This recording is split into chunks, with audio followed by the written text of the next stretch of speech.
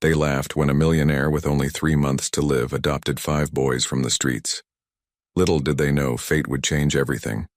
Drop your location in the comments. I love knowing where my viewers are from.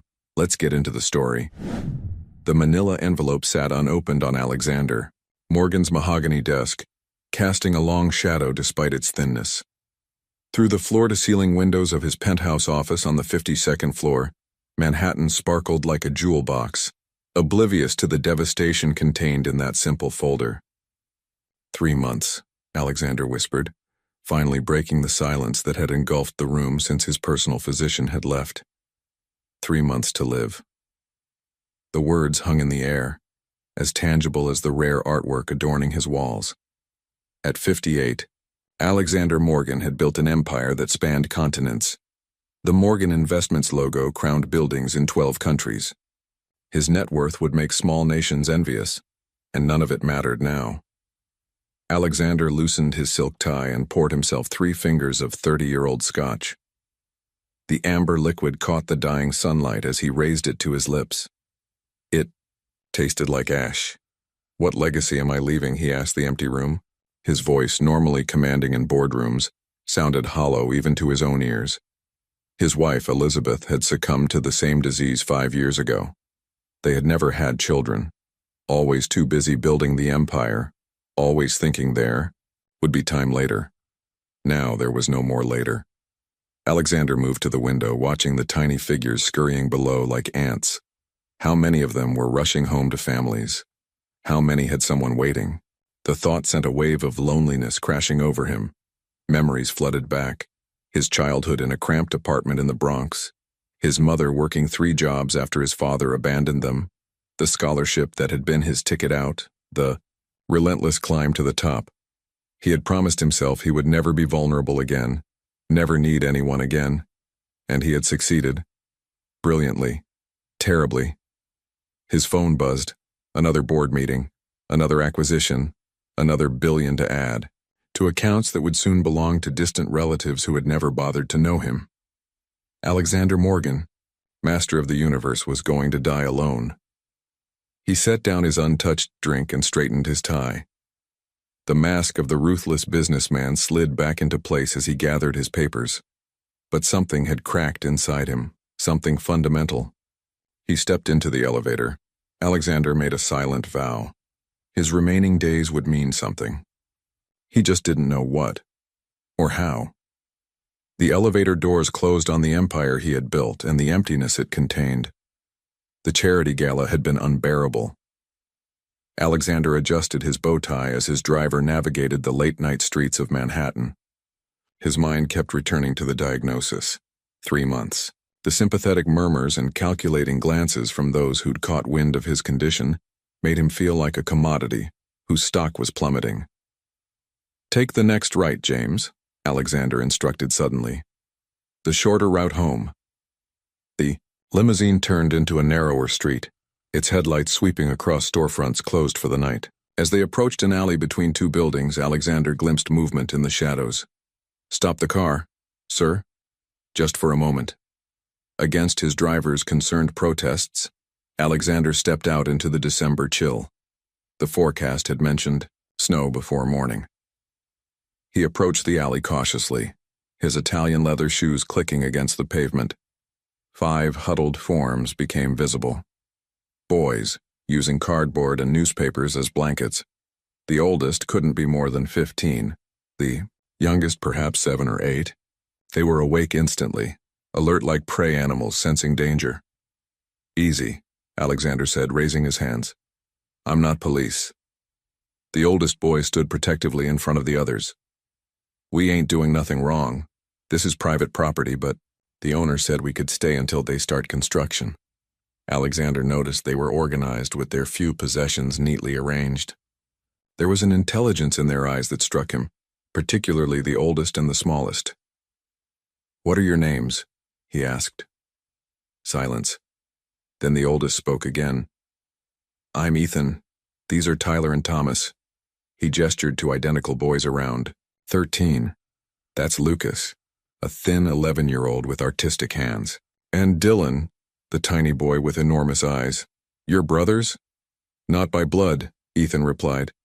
By circumstance. Something stirred in Alexander, something he'd thought long dead. An impulse, irrational and powerful, gripped him. It's going to snow tonight, he said. I have a place nearby. Warm beds, hot food. The suspicion in their eyes was immediate. No strings attached, Alexander added. Just tonight, it's Christmas season after all. The boys conferred in whispers while Alexander waited. His driver watched incredulously from the car. Finally, Ethan looked up. One night, we stay together. We leave any time we want. Agreed. 20 minutes later, Alexander Morgan, who had never even owned a pet, watched 5 street boys cautiously enter his penthouse. They stood huddled together in the vast living room, looking simultaneously awed and terrified by the luxury surrounding them. The kitchen is stocked, Alexander said. Bedrooms down that hall. Bathroom has everything you need. I'll be in my study if you need anything. As he turned to leave, the smallest one, Dylan, spoke up. Why are you doing this? Alexander paused. It was a question he couldn't answer, not fully. Instead, he simply said, because I can. But as he sat alone in his study later, listening to the muffled sounds of life temporarily filling his empty home, he began formulating a plan so outrageous even he could scarcely believe he was considering it. Tomorrow, he would call his lawyers. Alexander's Manhattan mansion had always been a showcase, immaculate, pristine, and utterly lifeless. Now echoes of young voices bounced off marble floors and designer furniture. This is insane, Harold Winters, Alexander's attorney of 20 years, muttered as they watched the boys from the study doorway. The 5 children moved like a unit, never straying far from each other. Temporary guardianship is one thing, but adoption? All 5? In your condition? Alexander observed how the twins, Tyler and Thomas, examined everything with technical curiosity, how Lucas traced the patterns on an antique vase with artist's fingers, how Ethan constantly counted exits and valuables, how little Dylan absorbed every detail like a sponge. My condition is precisely why, Harold, Alexander replied. Process the paperwork. 3 days in, and tensions were high. The boys broke a priceless vase while roughhousing. Alexander snapped at them harshly. Ethan responded by organizing a silent treatment that lasted hours. On the 4th night, Alexander found Dylan attempting to pick the lock to his study. What do you think you're doing? He demanded. The small boy jumped. I wanted to see your books. You could have asked. Dylan's eyes narrowed. Adults don't usually say yes to me. The frankness stunned Alexander. He unlocked the door. Well, I'm saying yes now. The boy's face lit up as he explored the extensive library. When Alexander mentioned it was past bedtime, Dylan asked, Can I take one to read? You can read these? Ethan taught us all, Dylan said proudly. He says knowledge is better than money for survival. Alexander handed him a simplified astronomy book. Start with this one. By the end of the first week, a routine emerged. Chaotic, uncomfortable, but a routine nonetheless. The boys tested boundaries constantly. A scheduled dinner became the flashpoint. I'm not eating this, Lucas declared, pushing away perfectly prepared salmon. You'll eat what's served, Alexander said firmly.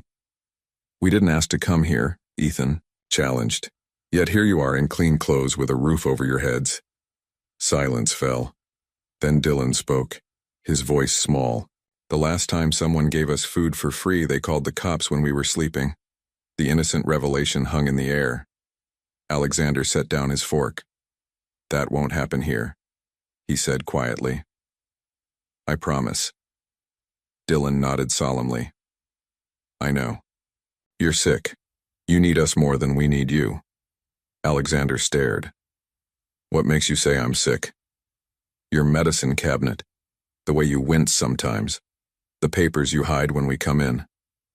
Dylan shrugged. People think kids don't notice things. The other boys looked uncomfortable but not surprised. They knew. Is that why you stayed? Alexander asked, addressing them all. Pity? Ethan answered, his street-hardened eyes suddenly vulnerable. We stayed because you're the first person who didn't want something from us. even if it's just because you're dying. The brutal honesty broke something in the room. Alexander laughed, a genuine laugh that surprised even him. "Well," he said, "at least we're being honest now." That night, for the first time, the mansion felt different. Not quite a home, but no longer just a house. Alexander lay awake, listening to occasional footsteps and whispers, the unfamiliar sounds of life disrupting his perfect solitude. It was terrifying. It was wonderful.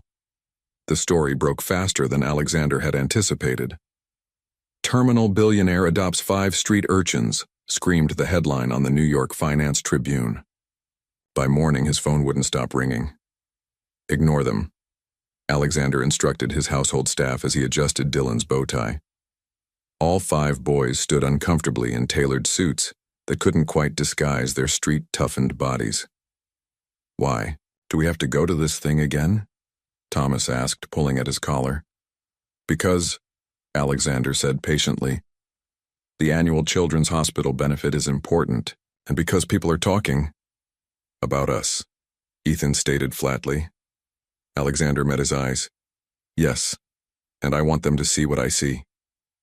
The grand ballroom of the Waldorf Astoria glittered with Manhattan's elite. Conversations hushed momentarily as Alexander entered with his entourage of children. Then the whispers began, hardly concealed behind manicured hands and crystal champagne flutes. Morgan's lost his mind. Terminal diagnosis does strange things.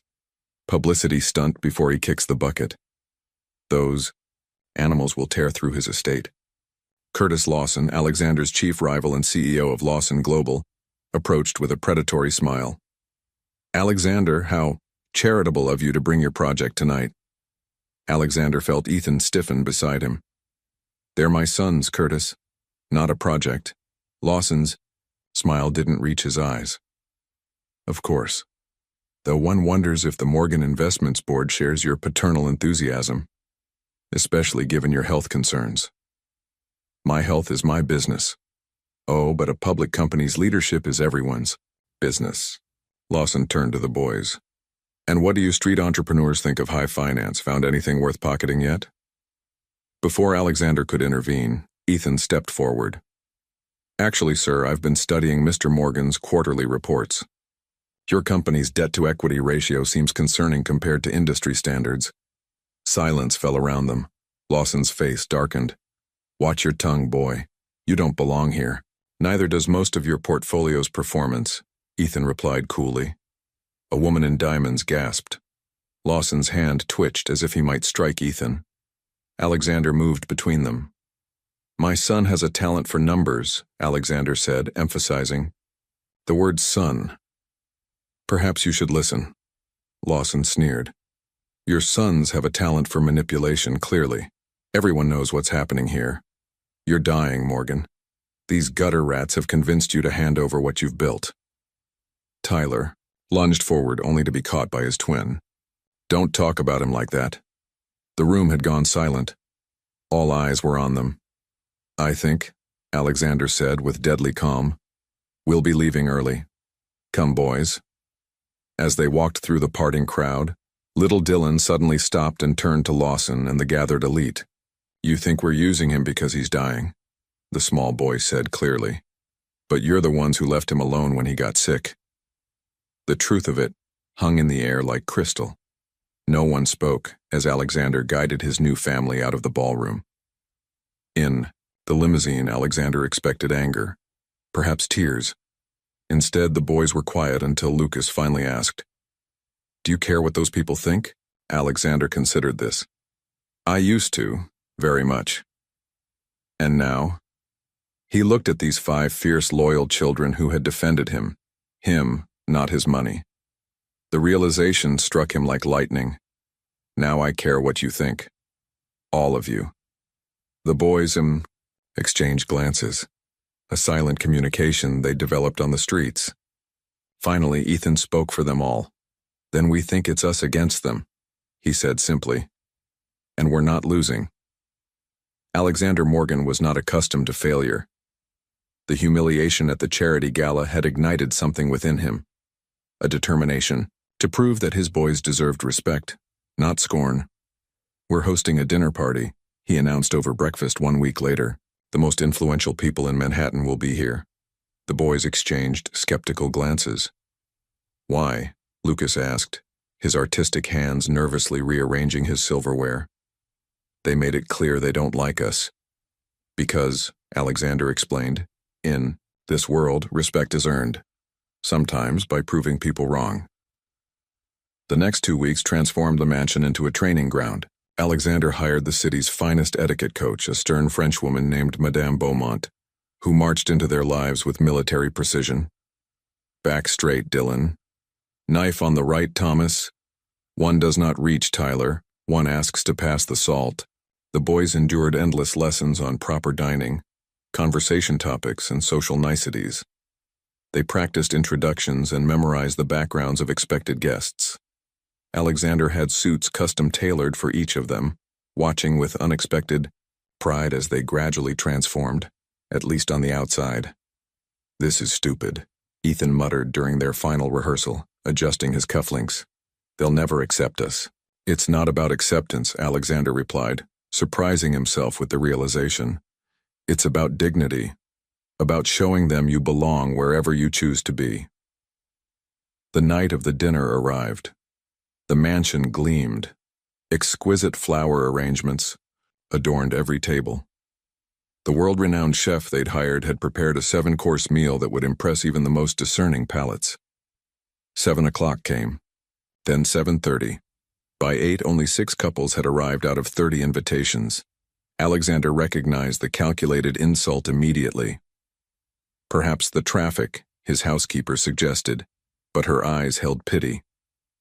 The few who did attend made their disdain evident.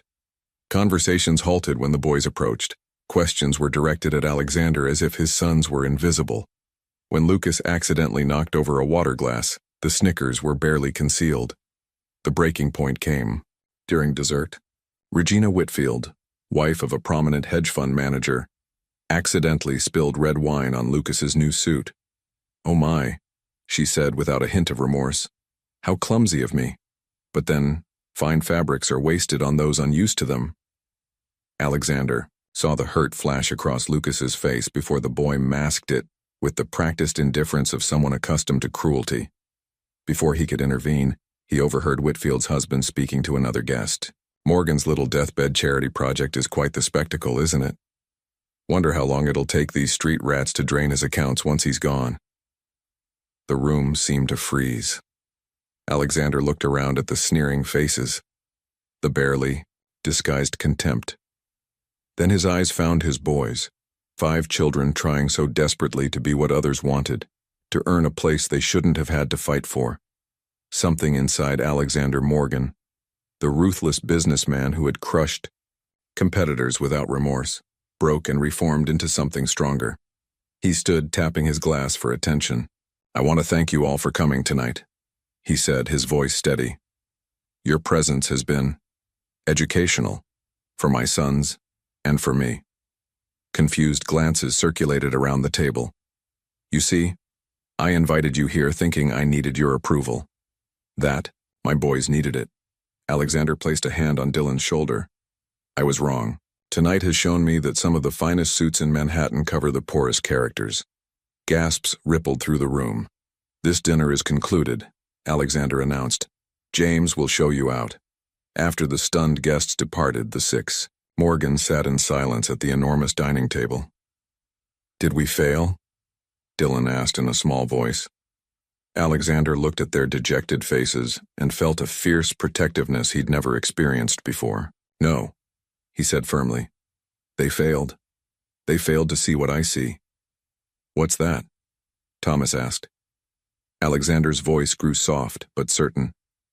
5 extraordinary boys who survived extraordinary circumstances, who deserve extraordinary opportunities. He paused. "And we're going to create those opportunities ourselves." For the first time since entering his home, all 5 boys smiled at him simultaneously. A tiny miracle that meant more than any business deal he'd ever closed. The mansion underwent a transformation. Alexander, who had always delegated home matters to his staff, found himself deeply involved in creating spaces for his new family. The formal sitting room became a comfortable gathering place with oversized couches. The rarely used kitchen expanded to accommodate cooking lessons that all 6 of them attempted, with varying degrees of success. "This is the 3rd time we've set off the smoke alarm," Tyler laughed as they aired out the kitchen after a particularly ambitious attempt at lasagna. "The fire department knows us by name now," Thomas added, wiping sauce from his face. Even Alexander joined in the laughter, a sound that was becoming more common in the house that had known only silence for years. As the weeks passed, Alexander noticed each boy's distinct interests emerging more clearly.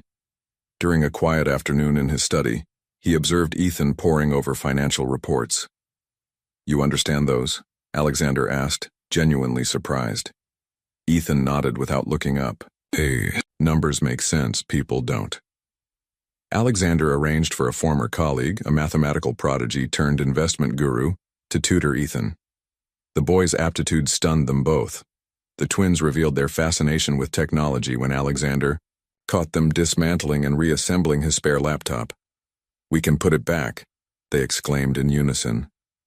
"I'm counting on it," Alexander replied, then added, "There's an engineering lab in the East Wing. It's yours now." Lucas's artistic talent emerged through doodles that transformed scrap paper into works of art. Alexander hired a renowned artist to mentor him, watching with pride as Lucas's confidence grew with each sketch. For Dylan, the youngest, it was books, especially science and medicine. Alexander found him one night surrounded by medical texts from the library. "You can read these?" Alexander asked, picking up a complex anatomy book.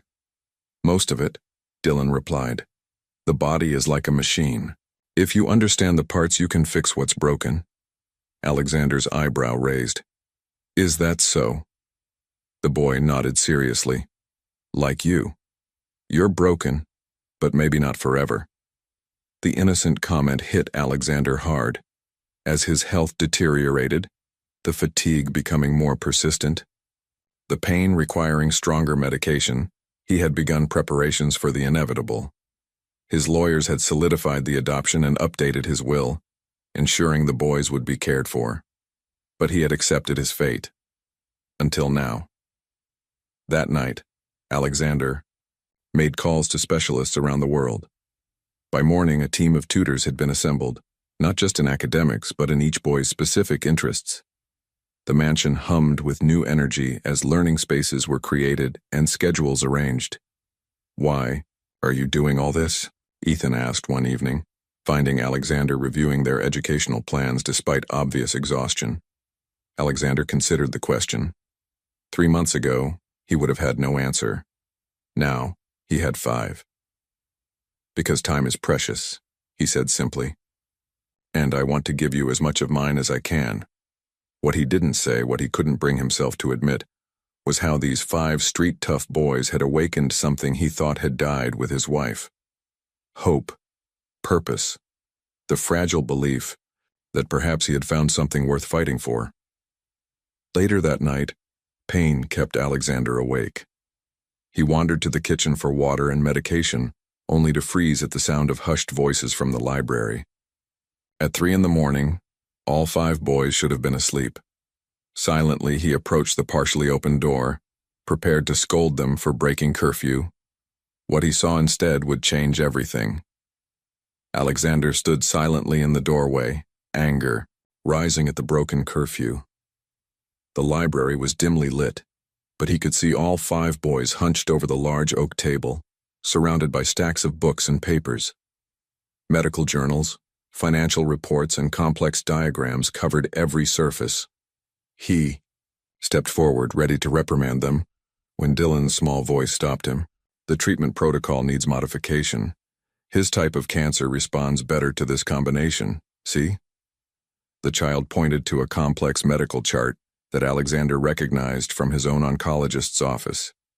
"We'd need access to experimental treatments," Ethan replied, scribbling calculations. "That requires money, big money, which we can generate using the algorithm," Thomas said, as Tyler nodded in agreement. The market patterns are predictable if you zoom out far enough. Lucas was sketching something. Alexander could see it was a detailed diagram of what appeared to be a medical device. What is going on here? Alexander's voice cut through the room like a knife. 5 heads snapped up, faces frozen in guilt and fear. For a moment, no one spoke. Then Ethan slowly stood. "We know how to save you." Alexander stared, certain he'd misheard. "What did you say?" Dylan approached cautiously, clutching a folder. "Your cancer. It's aggressive, but there's a path forward that your doctors haven't tried." Alexander looked at the folder, then at each boy in turn. "How could you possibly?" "We're not what people think we are," Ethan interrupted. "None of us." One by one, they explained. Ethan had taught himself finance by reading discarded Wall Street journals, developing an almost supernatural ability with patterns and predictions. The twins had been fixing and reprogramming discarded electronics since they were 7. Lucas could reproduce anything he saw with perfect accuracy, including complex medical illustrations. And Dylan, the youngest, had spent hours in hospital waiting rooms, reading medical texts while waiting for the free clinic to treat whatever ailments plagued them on the streets. "We found each other because we were different," Ethan explained. "Kids like us don't survive alone." Alexander sank into a chair. "So you knew who I was." "When I found you in that alley, we recognized you," Ethan admitted. "Morgan Investments. Your photo was in the business section the day before. You planned this?" Alexander felt a crushing wave of disappointment. "All of it was a calculation?" Dylan's small hand touched his. "No, we didn't plan for you to find us. But when you did..." The boy hesitated. "When you did, we saw a chance, not just for shelter, but to do something important." "Important," Alexander echoed. "Your money can fund research that would take decades otherwise," Tyler said. "And you can give us the resources to develop our ideas," Thomas added. "Ideas that could help people, like you." Lucas's voice was barely audible. Alexander looked at the work spread before him, the complex calculations, the innovative approaches, the sheer brilliance that had been hidden behind 5 pairs of wary eyes. "Why?" he asked finally. "Why try to save me? Why not just wait for the inheritance?" The boys exchanged glances. Finally, Ethan spoke for them all. "Because you're the first person who looked at us and saw something worth keeping." The simplicity of the answer broke something in Alexander's chest. These children, these brilliant, calculating, wounded children, had been planning to save him while he had been planning to die. "Show me," Alexander said, wiping unexpected moisture from his eyes. "Show me everything." As dawn broke over Manhattan, 6 figures remained hunched over the library table, their shadows merging into one as they plotted against death itself. The morning after their revelation, Alexander called an emergency meeting with his medical team. The doctors listened with polite skepticism as he outlined the alternative treatment approach, carefully omitting that it had come from a child. They promised to look into it, with the patronizing tone reserved for terminal patients grasping at straws. "They won't help," Dylan said when Alexander returned home, frustration evident. "They think you're desperate." "I am desperate," Alexander admitted, sinking into his chair. The pain had been worse lately, a constant reminder of his dwindling time. "Then we do it ourselves," Ethan declared, his street-hardened confidence unwavering. "We have the resources." Over the next week, Alexander watched in amazement as his makeshift family transformed parts of the mansion into what they called Project Phoenix. The East Wing became a research space where Dylan and Lucas worked on treatment protocols. Alexander made discreet arrangements to access experimental medications through his global connections. Meanwhile, Ethan and the twins developed a revolutionary market prediction algorithm, combining the twins' programming skills with Ethan's uncanny financial instincts. Alexander provided historical data from Morgan Investments, astounded by how quickly they identified patterns that had eluded his top analysts. For the first time since his diagnosis, Alexander felt a dangerous emotion creeping in. Hope. It couldn't last. The first sign of trouble came via a call from Diane Pembroke, chair of Morgan Investments Board of Directors. "Alexander, the board is concerned," she began without preamble. "These children, the adoption, your health. Shareholders are nervous. My personal life is not the board's concern," Alexander replied coldly. "It is when the CEO of a publicly traded company worth billions starts making erratic decisions while battling terminal illness." The second warning arrived the next day when a social worker appeared for an anonymous welfare check on the boys. Her questions were pointed, her manner suspicious. "Do you feel safe here?" she asked Dylan when she thought Alexander couldn't hear. "Safer than I've ever been," the boy answered with surprising poise. The social worker left, but Alexander recognized the threat. Someone was watching. Someone with influence. The final confirmation came during a scheduled video meeting with his executive team. His screen briefly showed an incoming email not meant for his eyes, a message from his CFO to Curtis Lawson discussing succession planning and acquisition opportunities.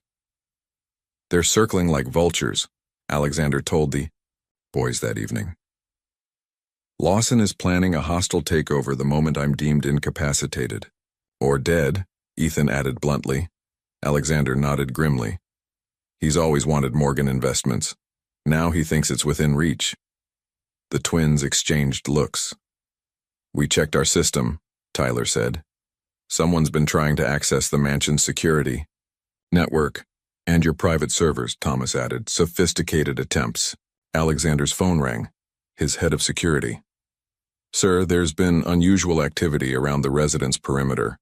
Surveillance vehicles, not police." After ending the call, Alexander faced his sons. "Someone doesn't like what we're doing. They don't even know what we're doing," Lucas protested. "Exactly." Alexander's face darkened. "But they suspect something. My erratic behavior threatens their plans."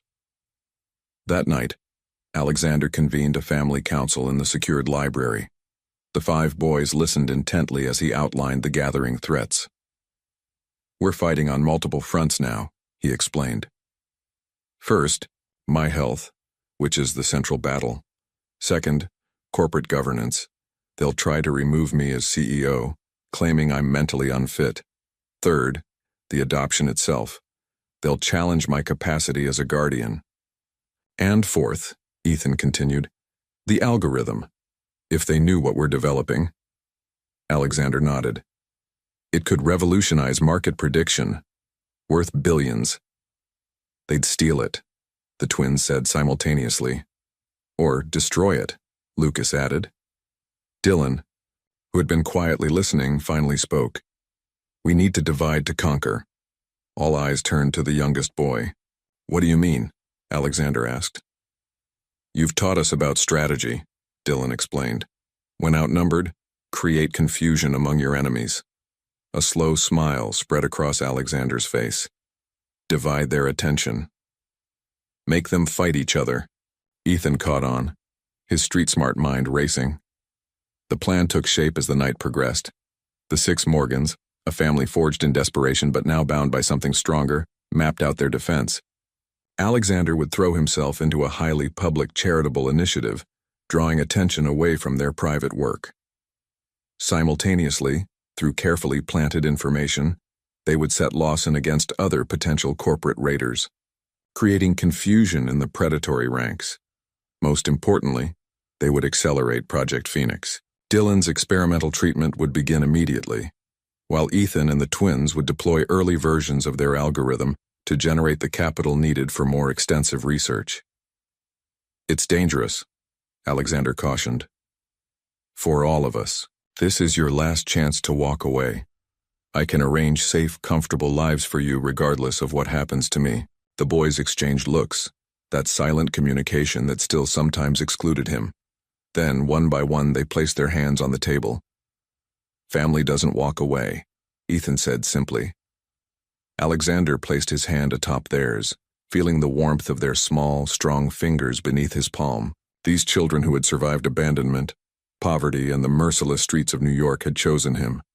a dying man who had never understood the true value of connection until now. "Then we fight," he said, his voice steady despite the emotion, threatening to overwhelm him. "Together." None of them noticed the tiny red light blinking on Alexander's private phone, indicating that someone had been listening to every word. Morning came with a new sense of purpose. Alexander's mansion, once a showcase of wealth but devoid of life, had transformed into a hub of secretive activity. The basement level, previously used only for storage and mechanical systems, became the nerve center of what they now officially called Project Phoenix. "Security Protocol Alpha engaged," Thomas announced, his fingers flying across a keyboard. "Mansion systems isolated from external networks. Cellular dampening fields active," Tyler added. "No signals in or out except through our secured channels." Alexander watched with a mixture of pride and amazement. The twins had created a technological fortress around the mansion in just 3 days, using components ordered through various shell companies to avoid detection. "Physical security is upgraded too," Ethan reported. "I've vetted and replaced half the security team with people who have no connections to your corporate structure." "And the treatment?" Alexander asked, turning to Dylan and Lucas. Dylan spread out detailed medical charts. "Phase 1 begins today. The modified protocol attacks the cancer cells while preserving immune function." He looked up with eyes too knowing for his years. "It will make you feel worse before you feel better." "I trust you," Alexander said simply. Lucas had converted a rarely used sunroom into a treatment space. Natural light flooded the room where a medical bed now stood, surrounded by equipment that looked both familiar and strangely modified. "The delivery system is customized," Lucas explained, pointing to his intricate diagrams. "Standard protocols, waste medication on healthy tissue. This targets only affected areas." Alexander reclined on the bed, rolling up his sleeve for the first infusion, as Dylan prepared the medication with precision that would impress any nurse. Alexander reflected on the absurdity of placing his life in the hands of a child who should be playing with toys instead of calibrating cancer treatments. "Ready?" Dylan asked. Alexander nodded, feeling the cool liquid enter his veins. "While I'm undergoing treatment, Ethan will represent me at the office. The board can't object to me mentoring my son in the business." The treatment was brutal. For the next 3 days, Alexander drifted in and out of consciousness, his body at war with both the cancer and the aggressive therapy. The boys took shifts at his bedside, monitoring his vitals and adjusting medications. Through the fog of pain and medication, Alexander heard their voices, sometimes arguing over treatment parameters, sometimes reading financial reports aloud, sometimes simply talking to him about their hopes and fears. On the 4th day, Alexander awoke to find all 5 boys asleep in various uncomfortable positions around his room. Despite his weakness, he smiled. When had these street-hardened children become the center of his world? As the first phase of treatment concluded, the financial aspect of Project Phoenix accelerated. Ethan had been making daily appearances at Morgan Investments, absorbing information like a sponge while discreetly gathering intelligence on Lawson's takeover plans. "He's approaching key shareholders," Ethan reported during their evening strategy session, "offering premium buyouts conditional on board reorganization." Translation: "Get rid of me," Alexander said, still weak but clear-headed. Meanwhile, the EI algorithm is exceeding expectations, Tyler announced proudly. "We've generated an 18% return on the test portfolio in just 10 days. Thomas pulled up complex graphs on their secure server. "The pattern detection is working. We can see market shifts before they happen." "How long until we can deploy at full scale?" Alexander asked. 2 weeks, the twins said in unison. "Maybe less." That night, as Alexander reviewed their progress from his bed, he heard a soft knock. Eleanor Hayes, his executive assistant of 20 years, entered carrying files. "The documents you requested, sir," she said, placing them beside him. Her eyes lingered on the medical equipment surrounding his bed. "The board is asking questions. Lawson is making moves." "Let him," Alexander replied. "Everything is proceeding as planned." Eleanor hesitated. Is it true? These children, they're actually helping with your treatment? Alexander studied the woman, who had been his most trusted employee for 2 decades. They're more than helping, Eleanor. They're saving my life. Her expression remained unreadable. I hope you know what you're doing, Alexander. After she left, an uneasy feeling lingered. Alexander reached for his secure phone to text Ethan, only to find it missing from his bedside table. The feeling of unease deepened into alarm. Alexander's missing phone triggered an immediate security protocol. The twins activated tracking systems, while Ethan interviewed each staff member who had access to the treatment room. Nothing, Ethan reported, frustration evident in his voice. The tracking shows it's still in the mansion, but we've searched everywhere. Could it be malfunctioning? Alexander asked, still weak from his treatment. Our tech doesn't malfunction, Tyler stated with absolute confidence. The answer came at dawn. Lucas, who had been monitoring the mansion's modified security cameras, burst into Alexander's room. You need to see this, he said, placing a tablet in Alexander's hands. The footage showed Eleanor Hayes entering Alexander's room while he slept. She took his phone, photographed documents related to Project Phoenix, and replaced everything carefully before leaving. When was this? Alexander asked, his voice barely a whisper. Last night. After her visit, Lucas answered. There's more, Dylan added, stepping forward. The secure server shows someone accessed our treatment protocols from inside the mansion. Alexander closed his eyes briefly. 20 years of loyalty, or so he had thought. Find her. Now. They discovered Eleanor in her office at Morgan Investments, calmly working as if nothing had happened. When security escorted her to a private conference room where Alexander waited, her composure never faltered. Why? Alexander asked simply. Eleanor's professional mask finally cracked, revealing bitter resentment. 23 years, Alexander.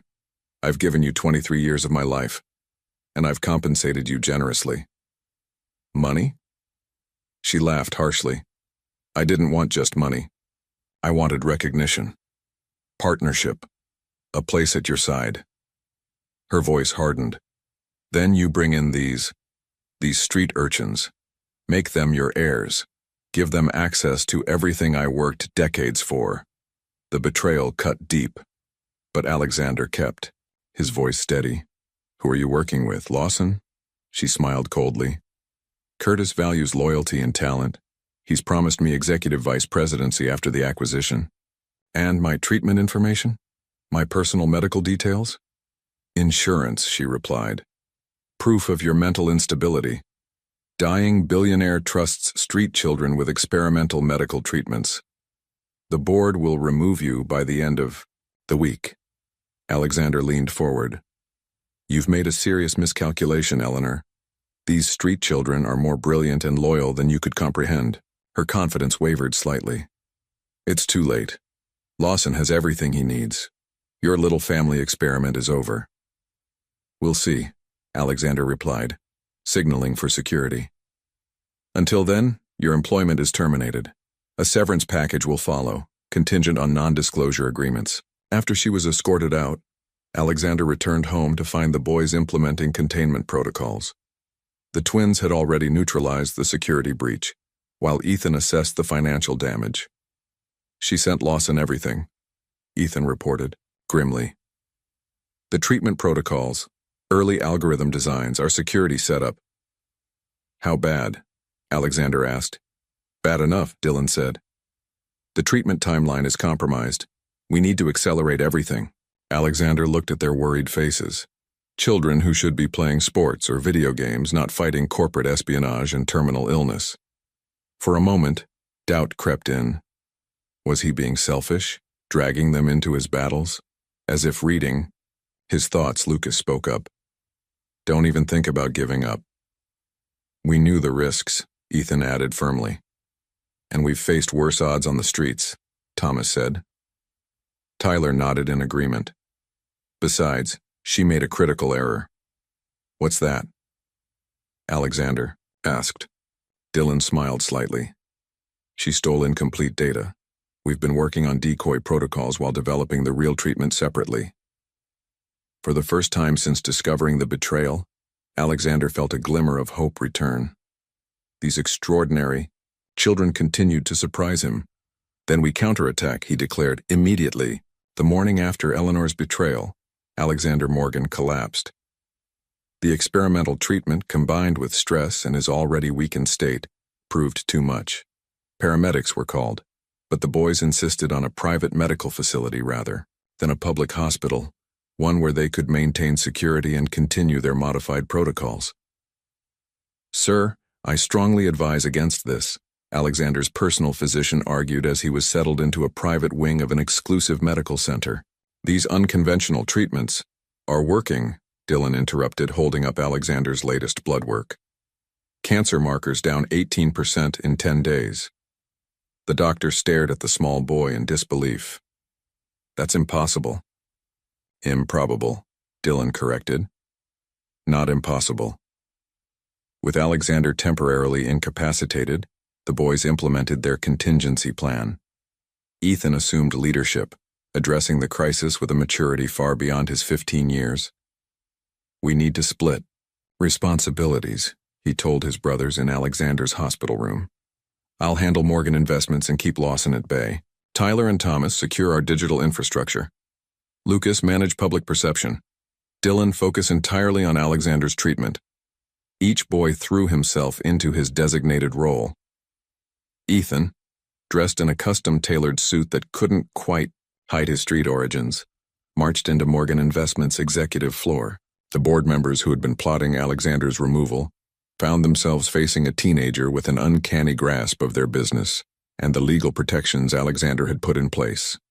"Mr. Morgan has granted me limited power of attorney during his treatment," Ethan announced, sliding impressive legal documents across the table.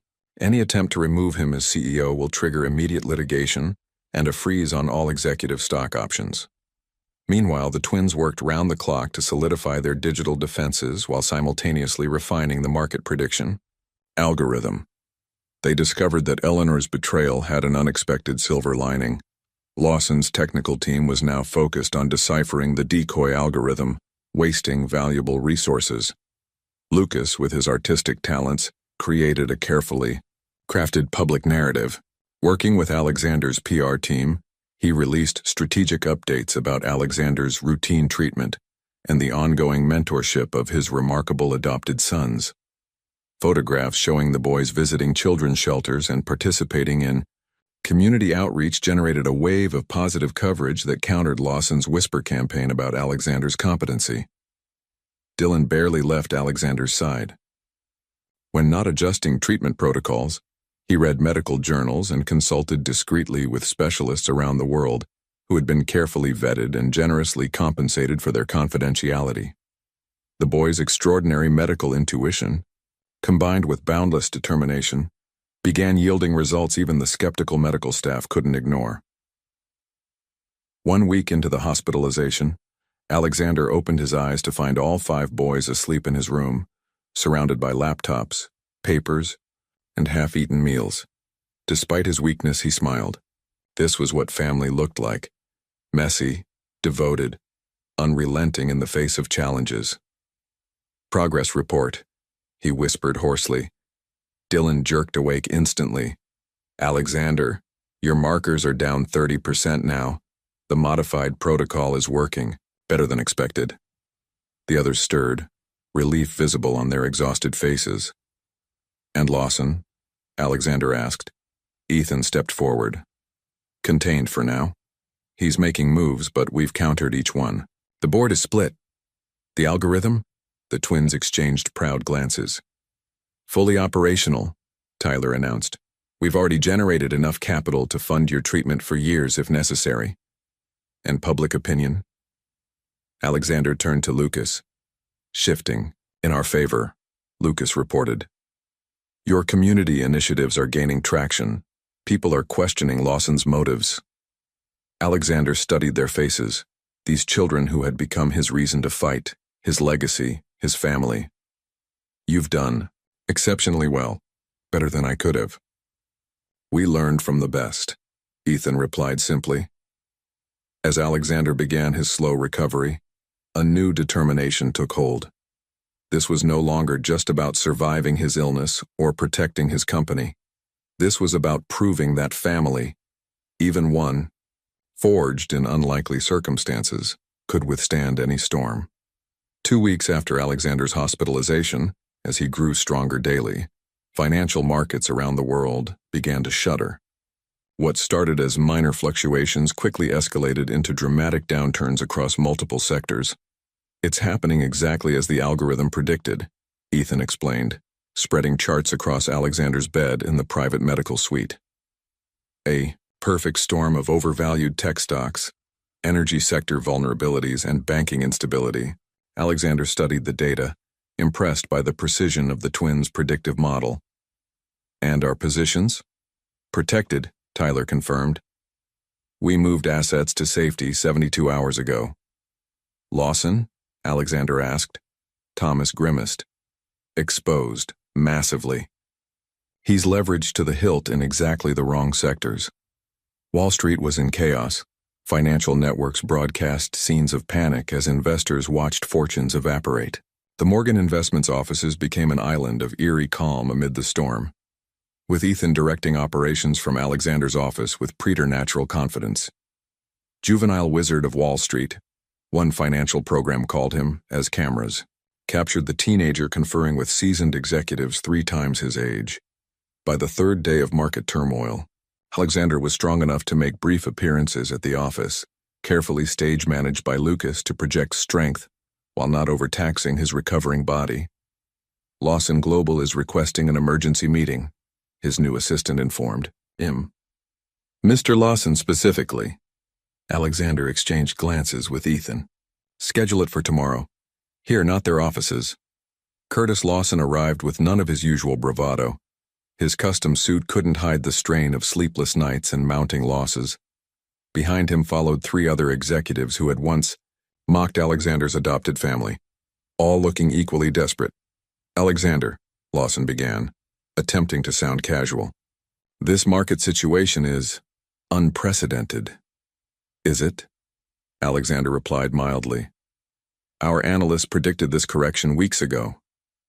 Lawson flinched at the word correction, a massive understatement for what was effectively a crash decimating his company. "We need to discuss a mutually beneficial arrangement," Lawson continued. "An emergency capital infusion.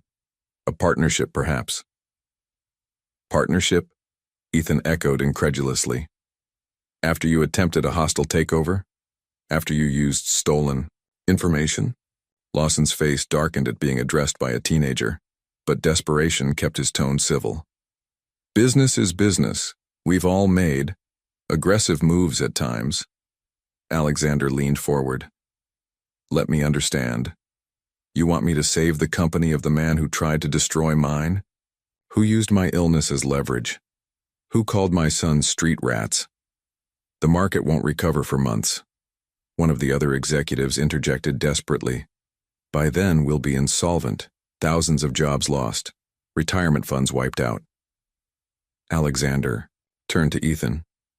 "What does our algorithm predict for companies that implement proper risk management and ethical governance?" Ethan didn't miss a beat. "Recovery within 8 weeks. Potential for significant growth in the right sectors by quarter's end." The silence in the room was deafening. Finally, Alexander stood. "Gentlemen, I'll consider assistance on one condition." "Name it," Lawson said quickly. Alexander smiled. "My sons will explain the terms. I suggest you listen carefully." As Alexander stepped out to take a scheduled medication that Dylan insisted couldn't be delayed, he heard Ethan begin outlining conditions that would reshape Manhattan's financial landscape and the lives of countless vulnerable young people throughout the city. The irony wasn't lost on Alexander. The charity case street children were now determining the fate of the very elites who had mocked them. And they were doing it not with vengeance, but with vision. The terms were laid out with precision that impressed even Alexander. Ethan, with support from his brothers, had crafted conditions that went far beyond simple financial bailouts. 50% of board seats at each rescued company must be allocated to individuals with experience in social services or education, Ethan explained. To the assembled executives the following day, a minimum of 30% of annual profits will fund programs for at-risk youth. Impossible, Lawson sputtered. Our shareholders would never. Your shareholders are currently losing everything, Thomas interrupted flatly. This offers them recovery. Tyler continued. Each company will establish apprenticeship programs offering pathways to employment for youth from disadvantaged backgrounds, and full college scholarships for qualified applicants, Lucas added. Dylan, the youngest, spoke last. Plus funding for medical research focused on treatments for traditionally underfunded diseases affecting vulnerable populations.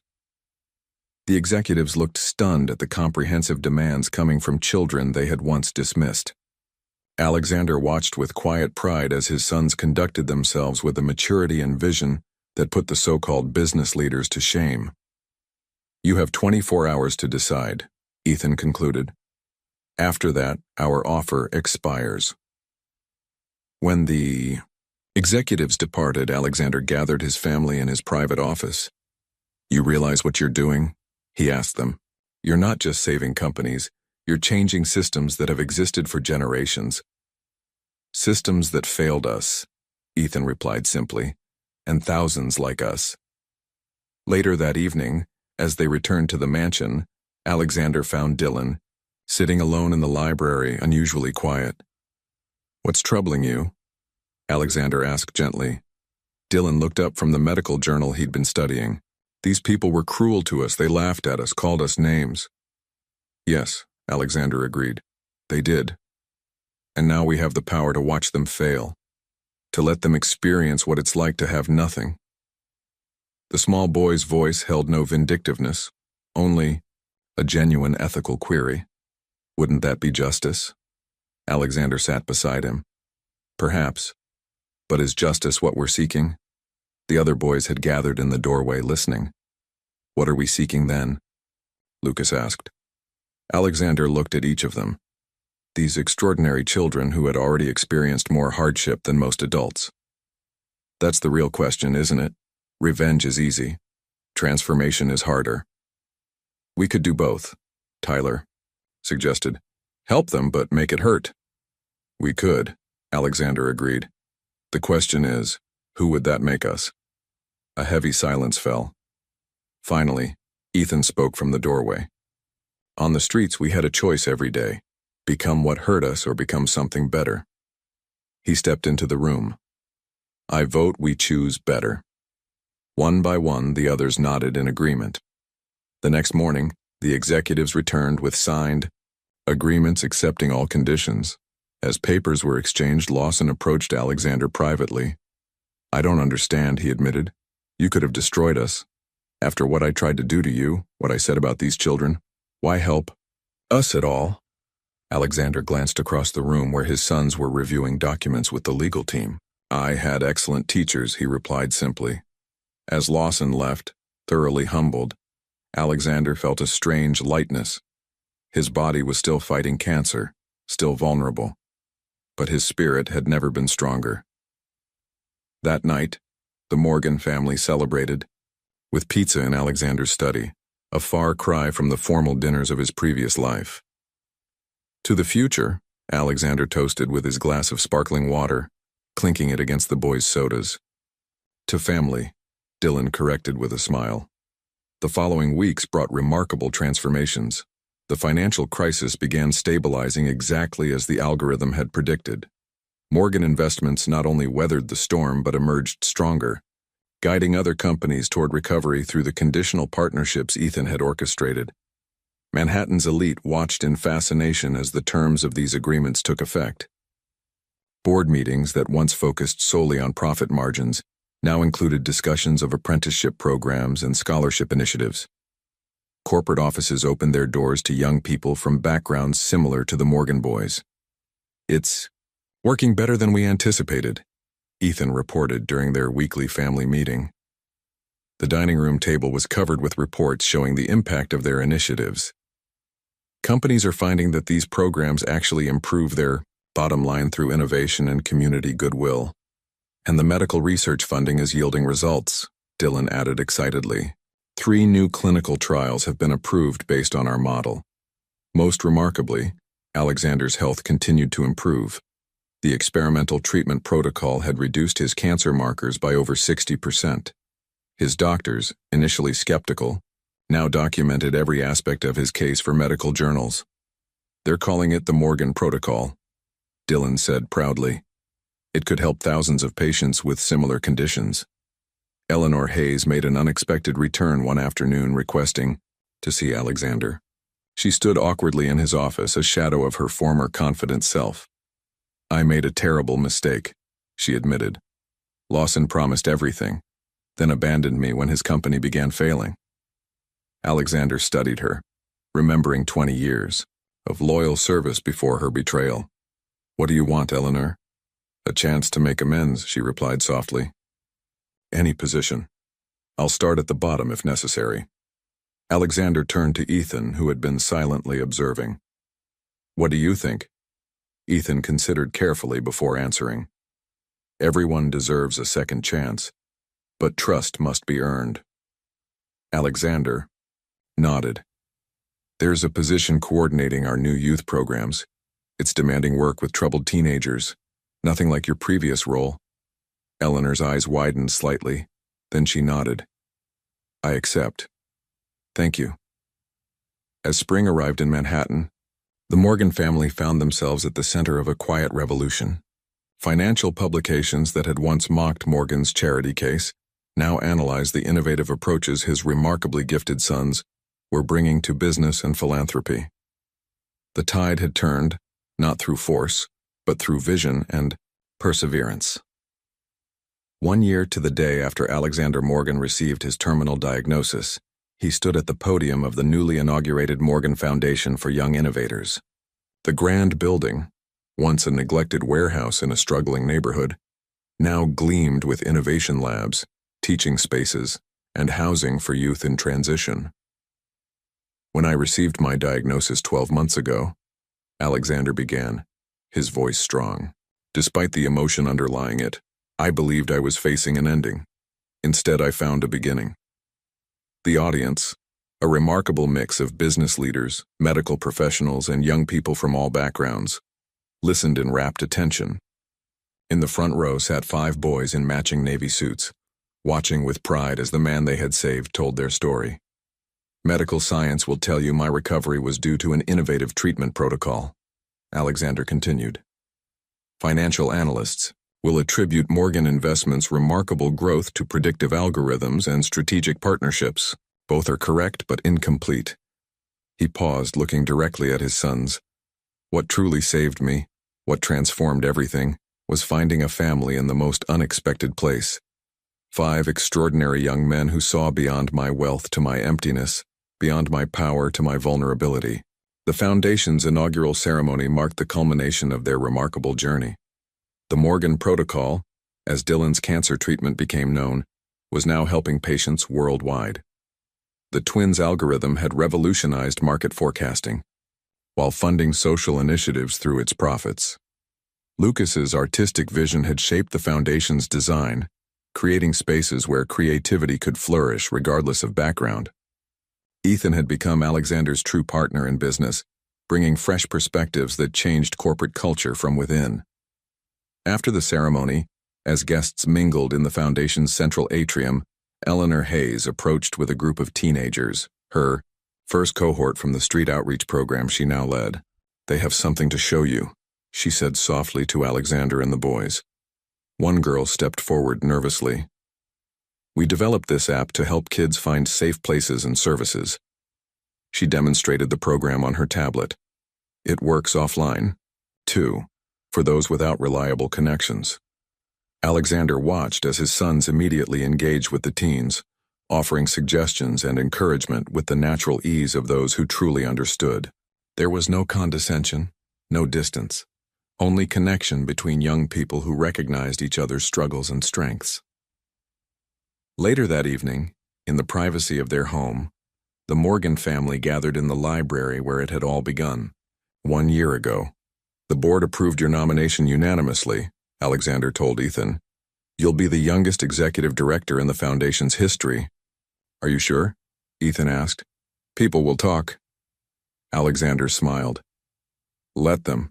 The results will speak for themselves. Dylan approached with Alexander's latest medical results. Full remission, he announced proudly. Officially confirmed.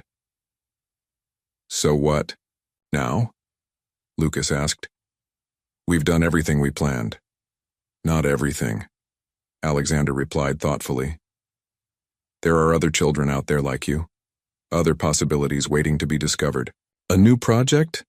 The twins asked simultaneously, eyes lighting up. Alexander looked around at these extraordinary boys who had entered his life when he thought it was ending, who had taught him that true legacy wasn't measured in buildings or bank accounts but in lives transformed. No, he said with a smile, a new chapter.